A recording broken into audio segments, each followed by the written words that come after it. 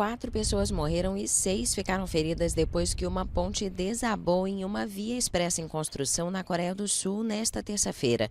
Um funcionário do Ministério do Interior afirmou que 2 mortos eram chineses e os outros 2 sul-coreanos. As vítimas foram levadas a hospitais da região.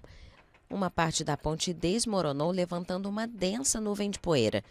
O incidente ocorreu por volta das 10 da manhã no horário local em Anseong, a 65 quilômetros da capital Seul. A empresa Hyundai Engineering, principal responsável pela obra, pediu desculpas pelo ocorrido e afirmou que está ajudando a identificar as causas do acidente. O presidente em exercício, Choi Sang-mok, emitiu medidas urgentes para mobilizar todos os recursos e pessoal disponíveis para a operação de resgate. Segundo as autoridades, mais de 8.000 mortes relacionadas ao trabalho ocorreram na Coreia do Sul de 2020 a 2023. Uau!